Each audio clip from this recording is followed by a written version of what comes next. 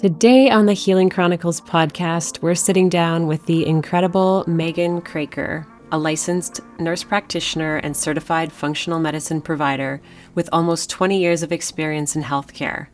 Megan specializes in women's hormones and gut health, and she brings a deeply compassionate and personalized approach that goes far beyond symptom management.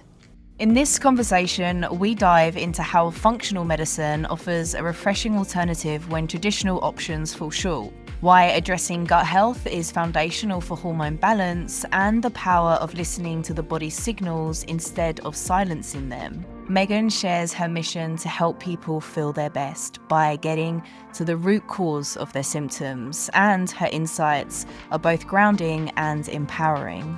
Whether you're navigating burnout, hormone shifts, or frustrating gut symptoms, this episode will leave you feeling seen, supported, and hopeful for what healing can look like. So, welcome, Megan. So lovely to have you join us on the podcast today. I'm excited to be here. Thanks for having me. So, why don't we start at the beginning? And I'm always curious to hear about medical professionals, practitioners, and what kind of got you interested in pursuing medicine in the first place? I think it's one of those things. I don't know that I necessarily was on that path right from the beginning. Like, I've always been a person that cares about health and helping other people. But somehow the nursing profession just seemed, oh, yeah, I can do that and I can graduate and have a job, right? And then I think the passion really started to develop after. And when I got more into being a nurse practitioner and functional medicine and going down that avenue, that is really where my passion started to light up and things began to evolve. So you became a nurse first and then a nurse practitioner. How long did you practice in the conventional system before you started looking at functional medicine? Almost 10 years. So I started out actually doing more emergency medicine and women's health, labor and delivery. And I loved the adrenaline, actually, and having people come in with a problem, fix them, and send them on their way. Like, that was pretty fun for me. Like, it's very satisfying to feel like you fix something. But I think the more experience I got within that, the more I realized, like, I wasn't actually solving any problems. Yeah, maybe if you're suturing somebody up and sending them on their way, like, that's a success. But what about all the people that are coming in with like recurrent UTIs to the emergency department, or the people that come in and it's far too late, like having cardiac issues? So I think that's when things started to shift for me, where realizing, yes, I'm solving a problem in the moment, but I'm not actually really solving anything. Yeah. Yeah, that kind of like superficial satisfaction of putting a Band-Aid on something. But then if you're seeing those same faces coming back over and over again, you're not seeing them often enough to actually make a real impact. If they're coming to you with actually quite a large health concern, just seeing them once is never going to create a big enough impact to actually change their trajectory when it comes to healing whatever they might be suffering from. So there's kind of like that aspect to it as well, which is probably a default when it comes to Western medicine.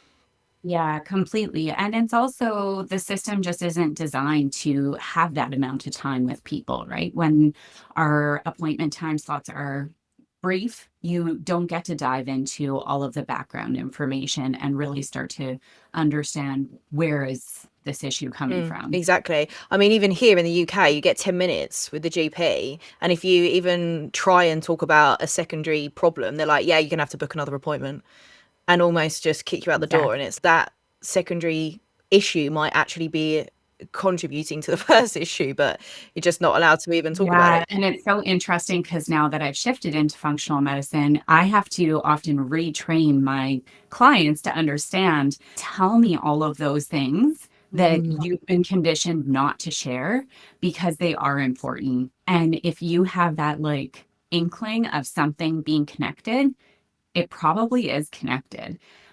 But we've been so conditioned to believe, oh, we can only bring up one issue per visit. I'm like, no, tell me everything. Tell me about your childhood. Tell me about where things started to change. And that's how it's all about, like putting the pieces of the puzzle together and pattern recognition and having a timeline where you can actually make sense of things, because our health didn't just present itself overnight. It's an evolution over our entire life. Exactly. Yeah. And if you're waiting sometimes months to get in with your doctor, it can be easy to just like, okay, what's the most important thing that I need to address in this appointment that I've been waiting so long for? So we minimize all those other little symptoms that could be presenting. And like you said, we're just trained to focus in on that one. What's the biggest thing that I need to try and resolve right now? And that in Exactly. itself can cause like a lot of anxiety and overwhelm, because they've got to almost cherry pick what ones to talk about, when actually it's like a magnitude of things and it needs to be approached in like a multifaceted perspective, not just singling one thing out. And that goes for the whole healing journey too, right? Yeah. So, Megan, I've heard your story, and I know that part of the shift for you in your work and moving to a more functional approach came from shifts in your own health journey. I would love for you to talk about some of those events and how that went down. Yeah.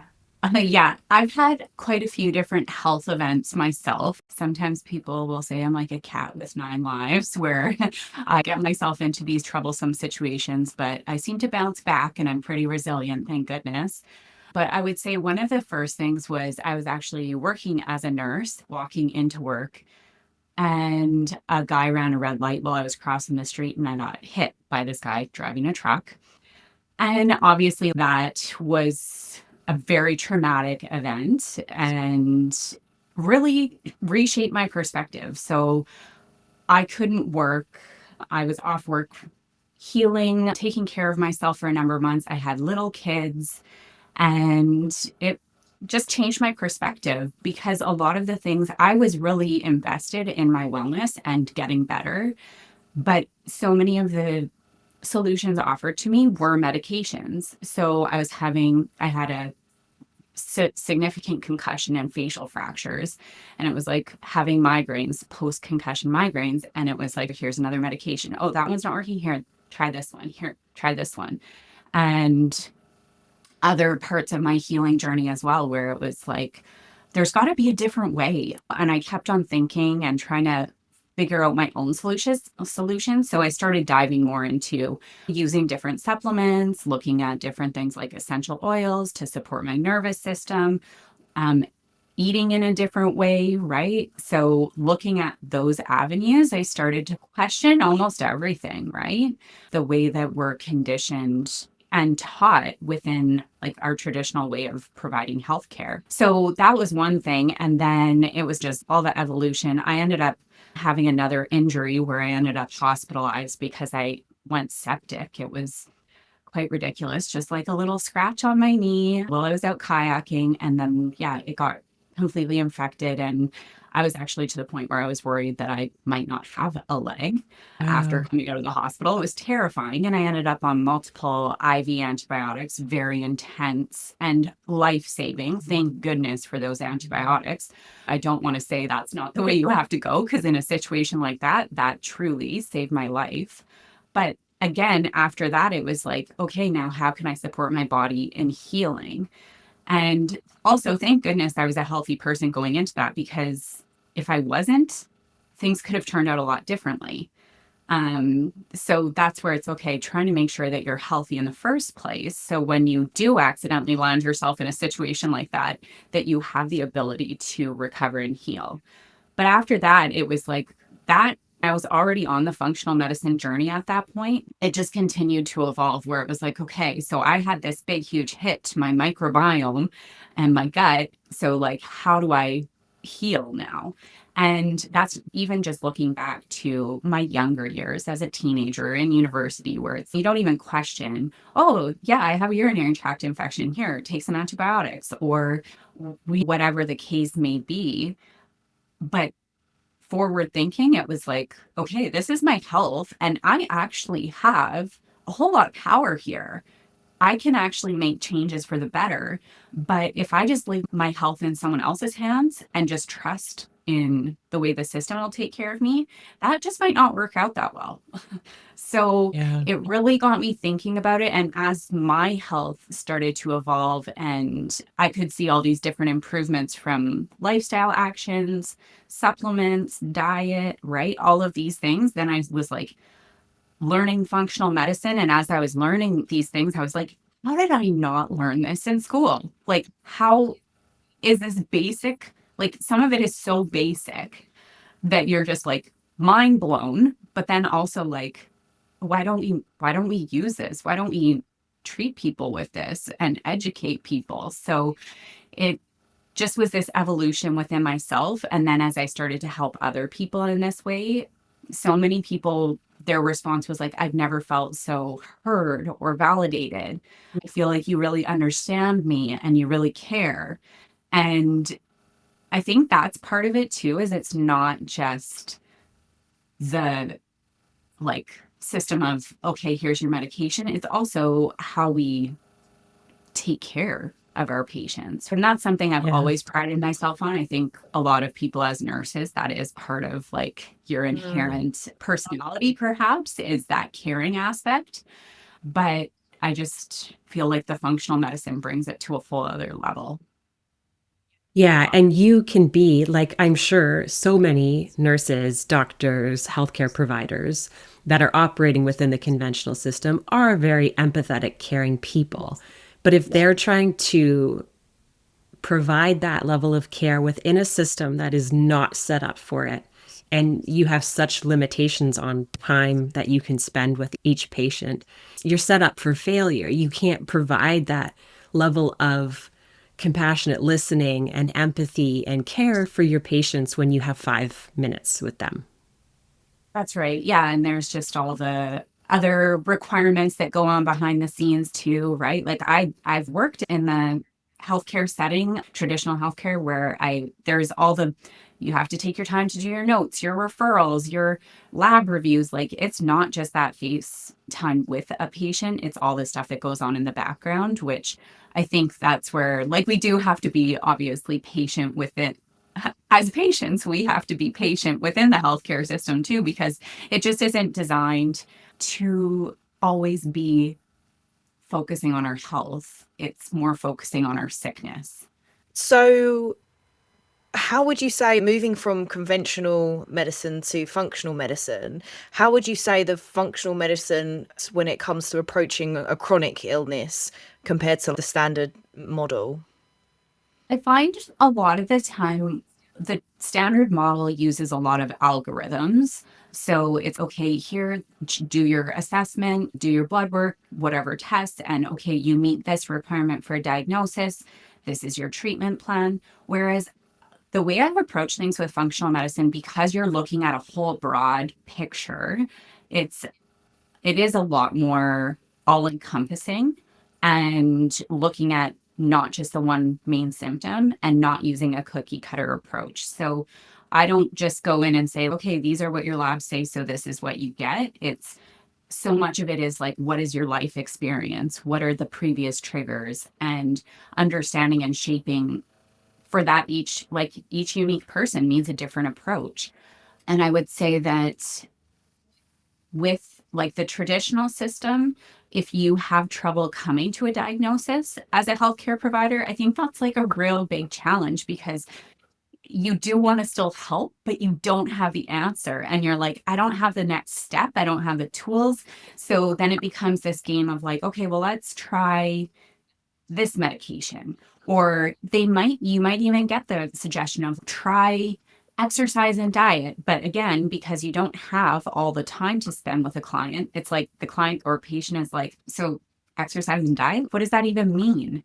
There's not the level of guidance. Mm. So, yeah, a lot of it is the amount of time that I can spend with my patients, also different labs that are not necessarily part of what you get when you go to a doctor's office. So, for instance, like more comprehensive hormone testing. I'm a huge fan of doing comprehensive stool analysis. So, really understanding what's happening in our gut. Or sometimes it's just like even broader understanding of like inflammation, what your cholesterol is doing, like expanding beyond what your typical labs are. Yeah. And I think that limitation of lab work can be such a huge frustration for people in the conventional model, because I've heard so many people talk about things like you mentioned the comprehensive hormone testing, and how if we're using these very basic labs and we're looking at very basic markers of hormones in the conventional model, and how many times do people hear, oh, everything looks good, it's in within normal ranges, and then people are dismissed after that. It's no, you're fine. And so somehow that's supposed to just make all of the symptoms disappear because you said that my levels look good. Yeah, exactly. And the other thing with that is when we look at a lab reference range, often it's really large, and that's the average of the population. That is not saying this is optimal. It is saying you're average. Do you want to be average? Yeah. Think of average society. When you look around, do you want to be the average or do you want to be optimal? And so that's where, like, for instance, a really good example of this is B12. The reference range is big. It's 220 to, some labs don't have an upper, some say 600 and something. But if you're below 220, you are already in major suffering mode. Like the number of people where I've had major neurological symptoms, fatigue, headaches, even dizziness, tingling and numbness in your hands. And previously, I think the reference range used to be even bigger. They just changed it to include 220 and above. But you should be at like 400 to 500. If we're looking at it in that sense, same as hormones, like a lot of people, maybe they do get their hormones checked. They're lucky enough to get that ordered for them. But where are you at in your cycle when you get that checked? So you might look at it and be like, okay, that looks normal. But again, the reference range is really huge. There's not any conversation on, for instance, estrogen and how it's eliminated from the body. When you get blood work done, you're only looking at estradiol. You're not looking at estrone or estriol. There are 3 estrogens, right? So there's a whole huger picture that is often being missed. Or also the conversation of the way I was educated in school, like you barely learn anything about a lot of these conditions, right? Like you learn about the red flag, like major issues, but the amount of education you maybe get on understanding some of the finer details, that's where it's tricky because you're expected to be a jack of all trades as a primary care provider. So sometimes as a patient, you also have to recognize, okay, how do I get more information and advocate for myself? And understanding maybe your healthcare provider doesn't want to order those things because they actually don't have a lot of understanding of what they would do with those tests. And you can also be on the lower end of the spectrum, but not necessarily be classified as low, but still have crazy symptoms. So but you're just dismissed because you're not qualified to be on the lower end. So that's where it revolves back around to being patient specific and personal to that particular person, because it is subjective depending on symptoms and the quality of life too. Exactly. Yeah. And quality of life, I feel, is something that isn't really considered all that much. Correct me if I'm wrong, Megan, but like what you just described about what you learn and how you're taught primarily to notice the red flags, to diagnose a condition and prescribe a treatment. But there isn't a lot of consideration into quality of life. It's more, yep, that's what that is. Here's the medication that we prescribe for it. Yeah, exactly. Like diabetes is a good example of that. A lot of the time people will have the inkling or idea in their body or their brain that they're like, something's not right, something's going in this direction. They can feel some of their biochemistry changing and they ask to get blood work done, but because they're still in that normal reference range and they are not pre-diabetes, they're like, oh yeah, everything's fine. Instead of saying, okay, so maybe your blood sugars are going up and down a little bit and there is higher insulin demand. These are some things that you can do with your diet and lifestyle. It's okay, you're not in that range yet, so we'll retest it in a year. And then if you're in that range, then we can start on medication. And that's not really the way the approach should be. Like, if we want to think about even how, if we could save our healthcare system money, it would actually be through prevention. But unfortunately, like how we're saying, some of this is just not designed in that way.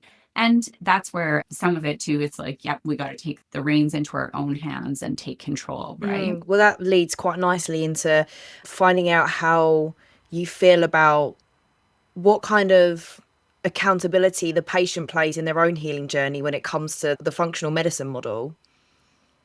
Yeah, I think the thing is like you have to build out your healthcare team sometimes. So, yes, your primary care provider, whether that's like your family doctor, your nurse practitioner, they could be considered like a quarterback, like they're coordinating things with your care, but they are a bit of a jack of all trades. They have to know a little bit about the general health of you, and they're there if you need the basics. But if you're lucky, maybe you have someone that is a little bit more committed to helping you figure things out. But a lot of the time, you do have to advocate for yourself and look for different avenues. So, for instance, going down the pathway of finding functional medicine provider, or maybe it's a naturopath, or maybe it's a physiotherapist. Like you have to build out that team depending on what your experience is, like nutrition support, all the different things, right? So sometimes I think we put so much trust into one person or one system. So even say, for instance, you're like seeing your family doctor and then they aren't sure how to manage something and they refer you on. A lot of people really put so much weight and belief into, I'm going to get the answers when I see this specialist. And it can be really disappointing when you get to that specialist and they also only have about 5 or 10 minutes to spend with you. And maybe again, it could be a certain medication that's offered, or no, like you don't meet the requirements for this diagnosis. We'll follow up with you again if need be. So I think that's where we're truly, each individual, we're the expert in our own body, right? So whatever your experience is, no one else knows it like you do. And that's where, for instance, I know like some healthcare providers get their back up against the wall if a patient comes in and is like, oh, well, I did this research and I want to do this or look at it in this way. But to me, yes, it can be like a difficult position when you as a healthcare provider might have a different idea. But I think it's important to like hear it out and consider it. There may be some false information that people come across, but like your body, what you experience in your body, nobody else knows that like you do. And you're the only person that's going to be nearly as invested in trying to figure out what those symptoms mean. Yeah. So, yeah. Megan, something that I have noticed and time again with people that I speak to who are maybe dealing with chronic symptoms and trying to get answers for them, and maybe they're kind of hitting those walls and feeling dismissed by providers. But the people that are just seeking a diagnosis, I think so often I see where people, they tend to believe that I just need to get more tests and see more specialists, and I just need to find out what this is called before they take action. What would you say to someone that's experiencing that? I think that, like, I often will see this, and a lot of people that are hesitant to take on any sort of action plan until they have a diagnosis. And to me, sometimes I'll say to these people, like, it doesn't really matter what the name of this is, it's the symptoms and the experience and knowing what kind of lever we need to pull on. So I always think of like, we've got all these different options of what avenues we can take. Which lever do you want to pull, and which one is going to make the most impact to your health? So sometimes it could be that there's some specific condition. Yeah, maybe we could eventually give it a name, but can we just look at the constellation of your symptoms, what your labs are showing, what maybe even we know about like your genetics, for instance? If we put all that together and come up with a plan, you can start making changes right away and reversing what you're experiencing. It doesn't have to be like, let's wait and have a final answer and then start moving. Like, to me, that you're just stuck and your wheels are spinning. You're not going anywhere then. So sometimes it does have to be a bit of trial and error, or yeah, sometimes there's just truly not a need for it, or you're not there yet. For instance, some people can have thyroid issues. Maybe they're not in the point of having a diagnosis of Hashimoto's, but you still have suboptimal thyroid function. Do Yeah. we want to wait for a couple of years and see you develop Hashimoto's, or do you want to start working to avoid it right now? Yeah. So, yeah, Yeah, the that's wait what, and see approach is one of my biggest frustrations. And yeah, then it kind of yeah, like all falls into the disease prevention route as well, doesn't it? yeah, Yeah, if we can learn about what's actually happening in our body, and like you said, Megan, use these clues and through testing and just through looking at the symptoms that are presenting and say, these are pointing toward this. And we have these options, we have these levers that we can pull. And hopefully, like I think, best case scenario, start making changes and seeing results before you even get to the point of having an official diagnosis or a disease presentation. yeah, that's right. And it is even the actions that you take, often there's going to be one action that you can take that's going to help multiple different things, right? Mm. If you think, okay, let's first start with the diet. If you start there, of course, you can make change and that's going to impact whether it's your thyroid, your hormones, your gut, your neurological system, like all of those things. If you clean up your diet, all of those things are going to improve, right? So it's like sometimes starting with those simple things. And I understand like it's not always that simple, but just to give an example, right? Or sometimes I'll suggest something to a person where we can start with some of these gentle approaches, and whether it's this or this, both of those are going to start to improve, right? Right. With that said, what's one thing that you wish every woman understood about her body and health?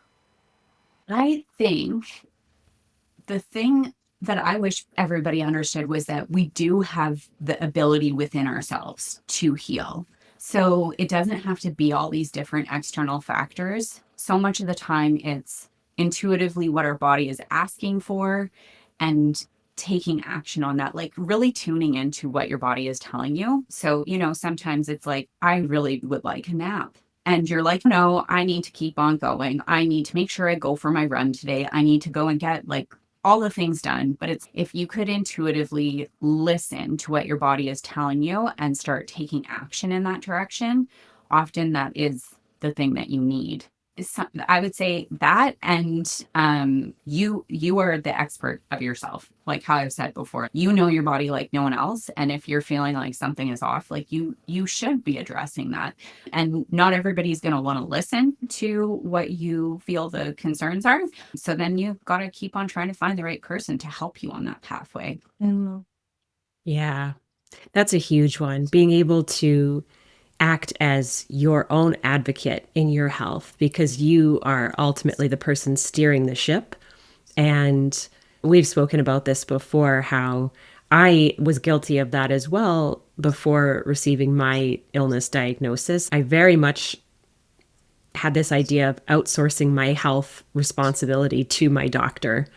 And it wasn't until I started on my journey that I recognized that it's ultimately up to me. We can't outsource our health to any other practitioner. It's up to you to seek another opinion if you're feeling dismissed or feeling like you're not being heard. Yeah, and being curious as well. I feel like a lot of people are too afraid to be curious because of social constructs, but being curious about how you're feeling or how you're reacting or the environment that you're in that's not conducive to long-term optimal health. Just, yeah, having the confidence to start being curious about what could be causing you to feel not great is something that me and Amanda talk about a lot of the time, don't we? Because installing that confidence into people will, ultimately only ever give a positive outcome. Yeah, there's so many things that we don't reflect on. And I think that's something where even how I was mentioning, like the questions of looking across the lifespan. So even before I meet with someone, always in my initial appointment, I always do a timeline with my clients. And some people will do it before we meet. And if you sit down and really start doing a timeline, trying to pick through like the emotional things, the physical things, all the stuff that's happened in your life, you are going to start making connections. And it's cool. Like to me, I used to hate journaling. And in the last almost 2 years, I've journaled pretty much every single morning. And I feel like I just have gotten to know myself so much better. It's like, I'm having this daily self reflection, looking into who am I and like, how can I shape my day? How can I shape my life? Like, it's that feeling of understanding yourself, knowing yourself better, and being able to adjust and make shifts to create the health and the life that you desire. So I think that kind of, again, speaks to how I was saying, like, I wish everybody understood this. If we just take the time to really be, I want to say critical, but I don't mean like in a negative way, like analytical, like, what did I do today? How did that impact me? How did I feel? How did my energy feel? Did I sleep well? Then also thinking like, where am I at in my menstrual cycle? Okay, so that could make sense. Maybe I have lower energy because my period is coming next week, where you can make all those connections. And it also helps you to create a little bit more self-compassion and patience with yourself. So I just love the idea of, yeah, like how you're saying, get curious, ask yourself those questions and go down those avenues where you're feeling that resistance and you don't want to go down those avenues. Like sometimes those are the places where we need to put the most attention. Yeah, it's so interesting you say that, because when I built my app, I actually made sure that on the daily habit checker that journaling was on there. And every single week that I have check-ins with all my clients, we go through their journaling for the week and we pick out these things that you've literally just mentioned, all these little bits that are almost like building up a Bible of their body as to what their triggers are or what went well, what didn't go well, get rid of what's not serving them and lean into what is serving them. And it's like these guys are just having like aha moments all the time, because it's like, oh, so they're making links with that. And then yeah, it's just they're just constantly progressing from this like tiny little thing that they start to create as a habit in their daily life. And it's, yeah, they're having like profound progress and results just from, yeah, doing this tiny little journaling thing every day. It's great. I love it. I love that too. Yeah, it's just more data. I love data. And when we have data, we can make better decisions with it because we have clarity on what's happening, right? And like we've spoken a lot about identity and identifying as a sick person or identifying as the overweight person or identifying as the anxious person. And I think when you start to track these data points and start tracking your sleep and noticing and tracking the foods you're eating and how you're feeling, you start to understand that these things that make you up, they come from somewhere, right? They have origins, and you can pull these different levers and see change happen. So all of a sudden it's, oh, maybe I'm not just an anxious person. Maybe I've been experiencing anxiety because of these things in my life. And that clarity is so beautiful. It gives people back control over the direction that they're moving in. Yeah, it's so powerful. If you have some like tangible kind of real world examples of change that can be made in your patients when they have stopped just chasing their symptoms and started using the functional medicine model to make root cause change.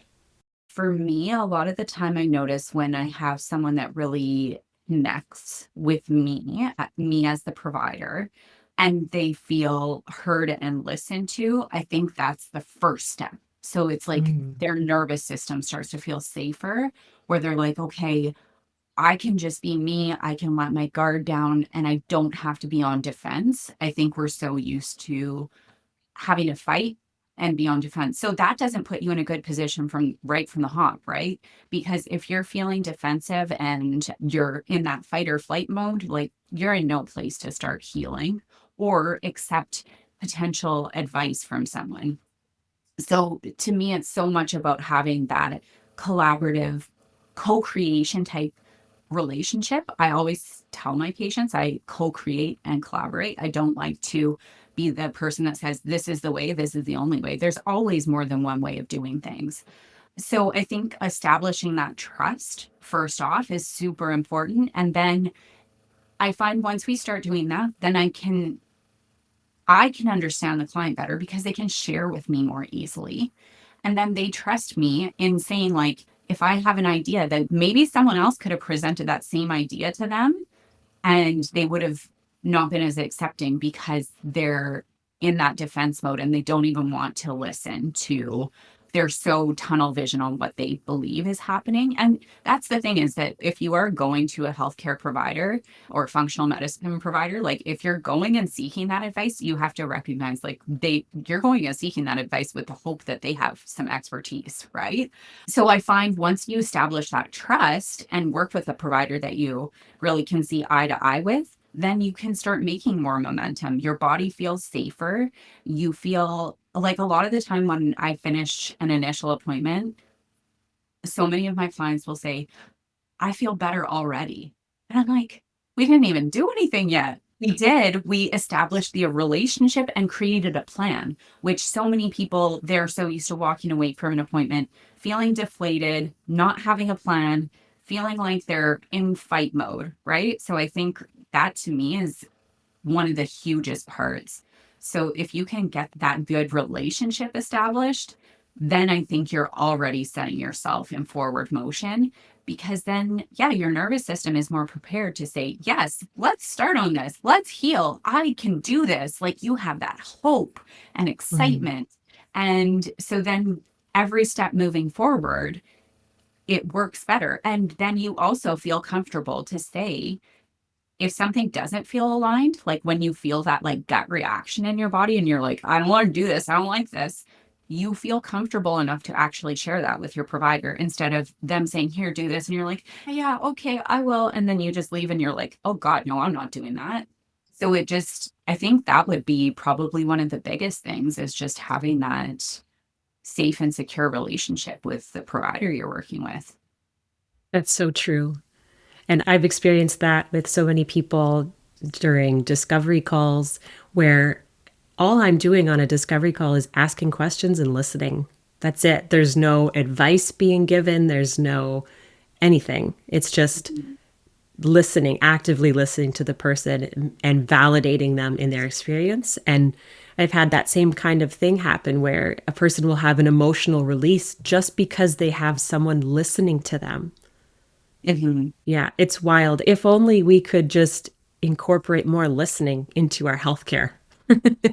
What kind of shift would that make? Yeah, being heard is so important. And I think in Western medicine, again, it's quite unheard of that you do feel like you have been heard.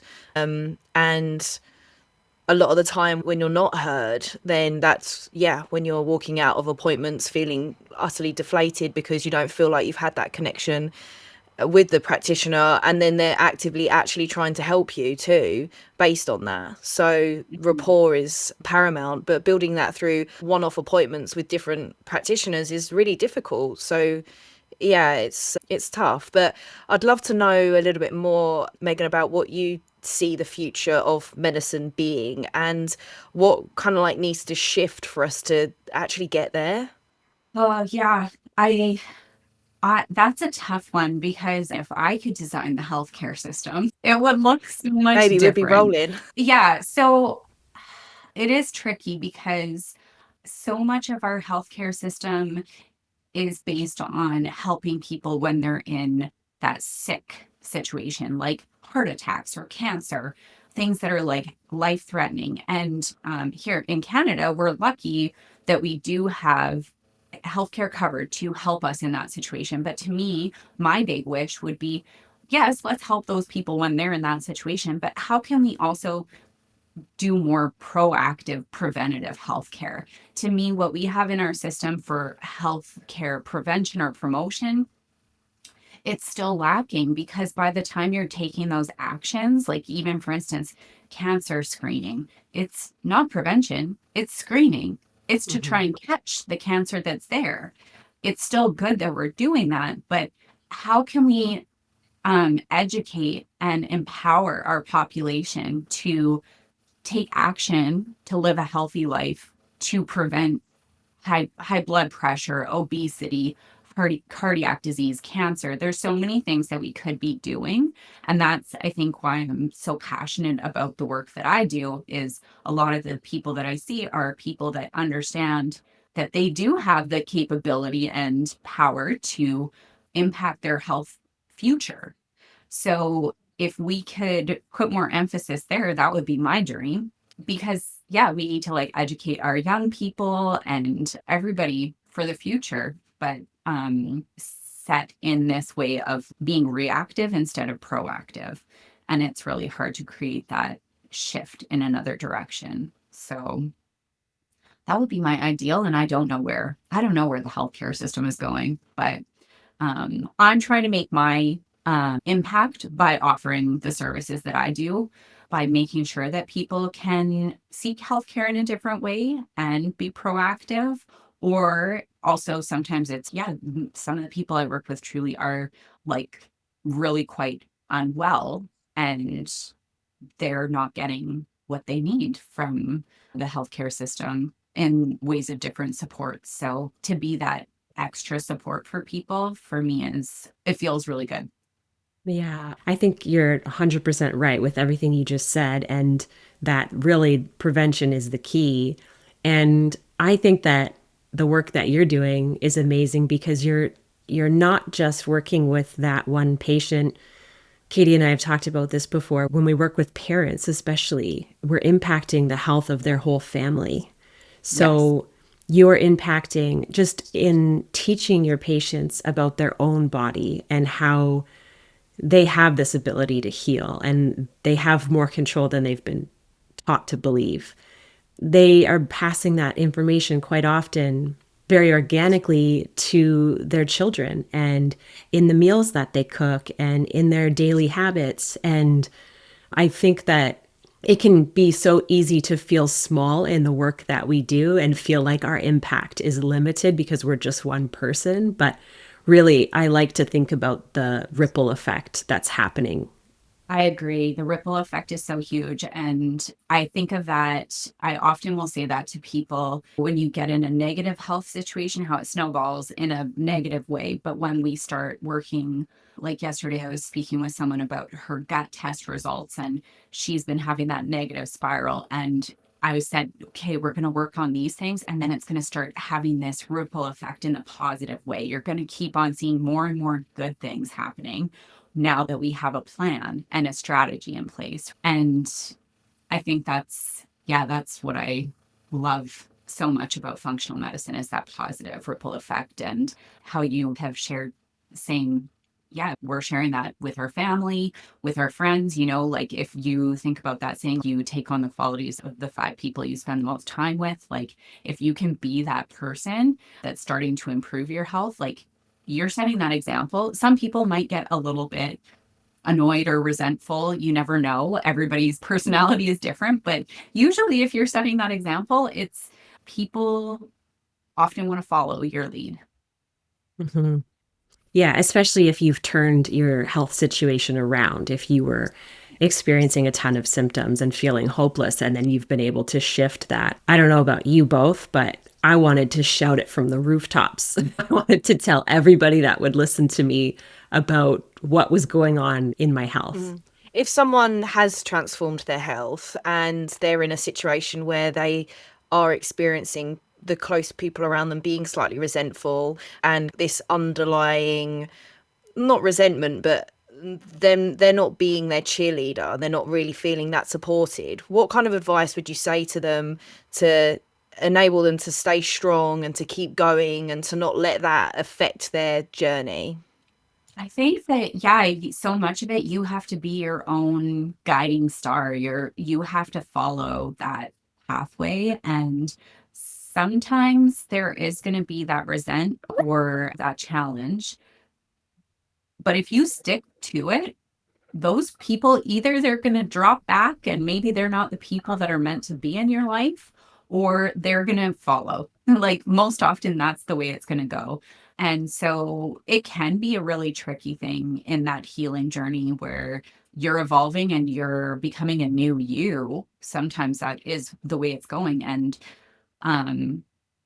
yeah, sometimes it can be a little bit tricky because not all the people that you thought were your biggest cheerleaders are. There can be challenges that definitely come along with that, but you have to understand that you are doing something good for yourself, and other people, they may not understand that, but you have to just you got to keep going, right? And by being the best person that you can be, you are helping other people.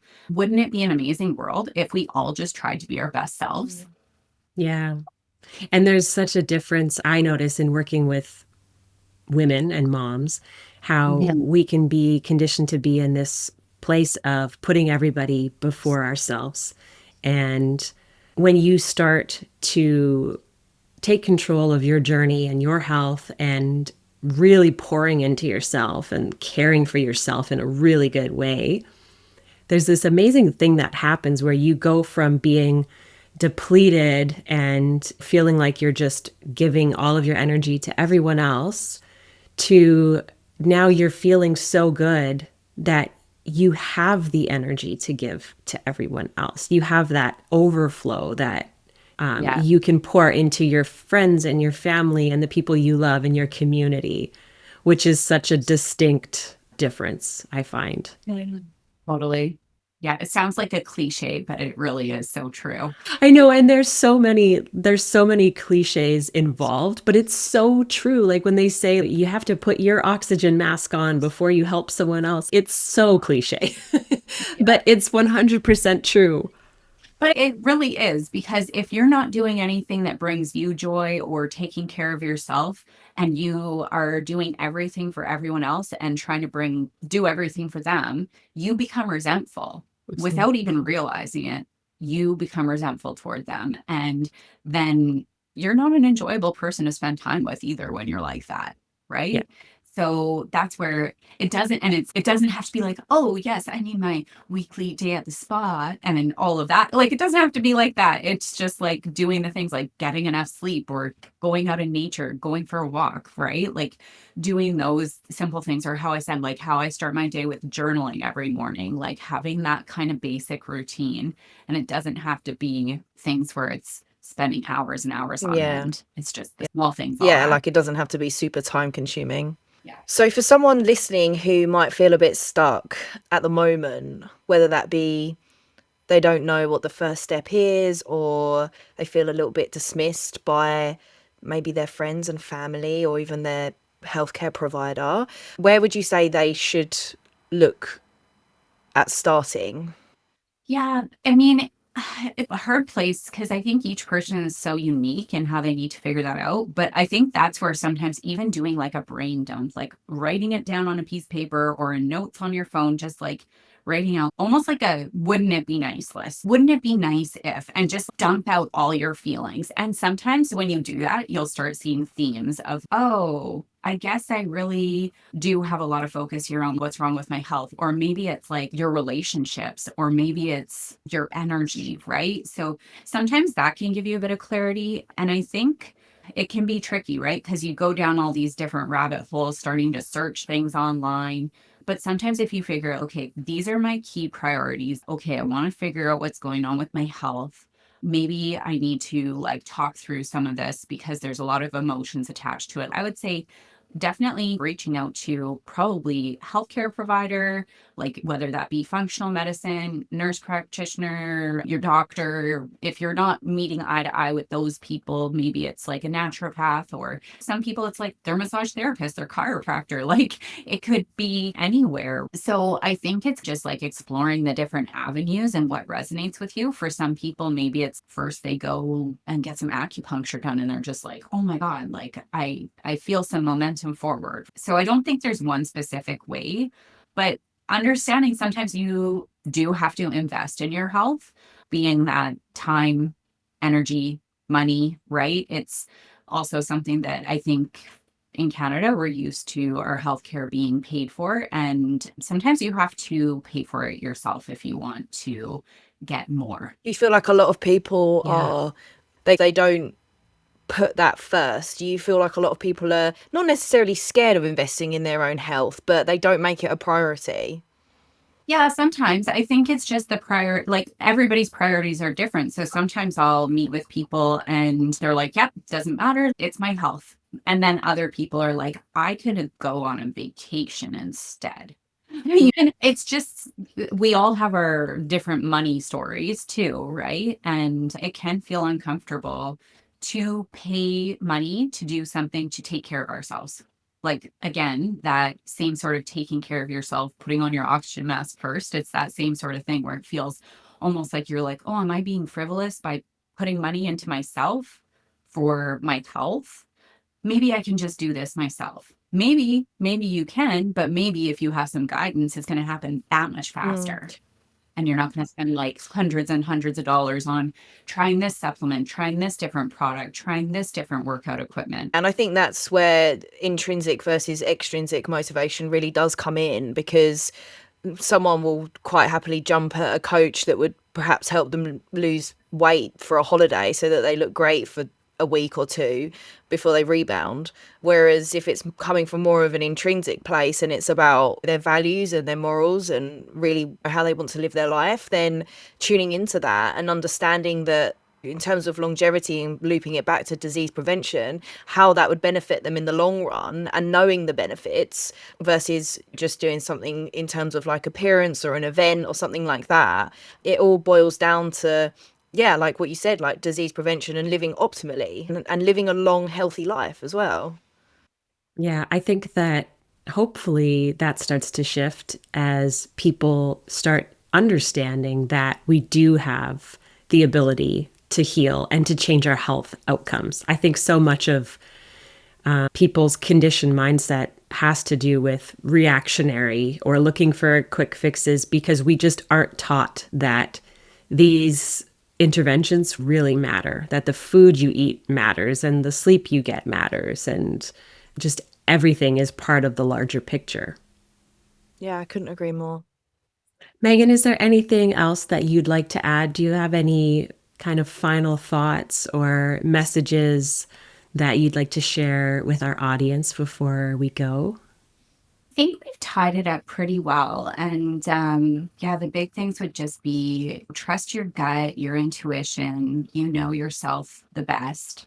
Sometimes it's you trial and error. You have to find your right path. And sometimes that can take a few tries, right? And healing isn't linear. You're going to have your ups and downs. So give yourself credit for all the good things you're doing, all the baby steps and action that you're taking, because all of that adds up and eventually will lead to bigger and better things. Yeah. And if people want to connect with you, learn from you, or work with you, where can they find you? So my website is functionalnp, as in nurse practitioner.ca. And you can also find me on Instagram, Megan Kroeker, Functional NP. And Amanda and I have a wonderful Gut Healing Foundation program together if you're interested in that as well, if you want to join the wait list for the next round. Yeah, but I'd love to connect with anybody if they're interested in learning more about my different services. Amazing. Awesome. Thank you. And we'll link to your website, your socials in the show notes as well. Thanks so much for being here today, Thanks, Megan. Megan. Well, thanks for having me. That was such a great chat.